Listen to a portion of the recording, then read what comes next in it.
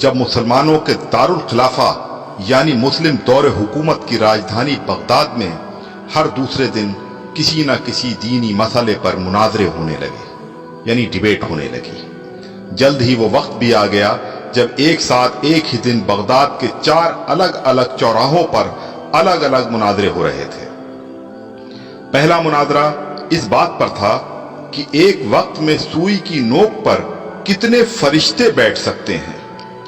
دوسرا مناظرہ اس اہم موضوع پر تھا کہ کوا حلال ہے یا حرام ہے۔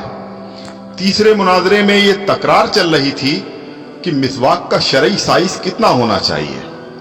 ایک گروہ کا کہنا تھا کہ ایک بالش سے کم نہیں ہونی چاہیے، اور دوسرے گروہ کا یہ ماننا تھا کہ ایک بالش سے چھوٹی مسواک بھی جائز ہے۔ ابھی یہ ڈیبیٹ چل ہی رہی تھی کہ ہلاکو خان کی قیادت میں تتاری فوج بغداد کی گلیوں میں داخل ہو گئی اور سب کچھ تہس نہس کر دیا۔ مسواک کی حرمت بچانے والے لوگ خود ہی بوٹی بوٹی ہو گئے۔ سوئی کی نوک پر فرشتوں کی گنتی کرنے والے لوگوں کی کھوپڑیوں کی میناریں بن گئیں جنہیں گننا بھی ممکن نہیں تھا۔ کوے کے گوشت پر بحث کرنے والوں کے مردہ جسموں کو کوے نوچ نوچ کر کھا رہے تھے۔ آج ہلاکو خان کو بغداد تباہ کیے سینکڑوں برس گزر چکے ہیں، مگر قسم لے لیجئے جو مسلمانوں نے تاریخ سے رتی برابر بھی سبق لیا ہو، آج ہم مسلمان پھر ویسے ہی مناظرے سوشل میڈیا پر یا اپنی محفلوں، جلسوں اور مسجدوں کے ممبروں سے کر رہے ہیں۔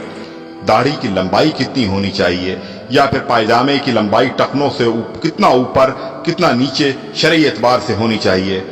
فرقے اور مسلک کے ہمارے جھنڈا بردار صرف اور صرف اپنے اپنے فرقوں کو جنت میں لے جانے کے دعوے کر رہے ہیں، اور دور حاضر کا ہلاکو خان ایک ایک کر کے مسلم ملکوں کو نیست نابود کرتا ہوا آگے بڑھ رہا ہے۔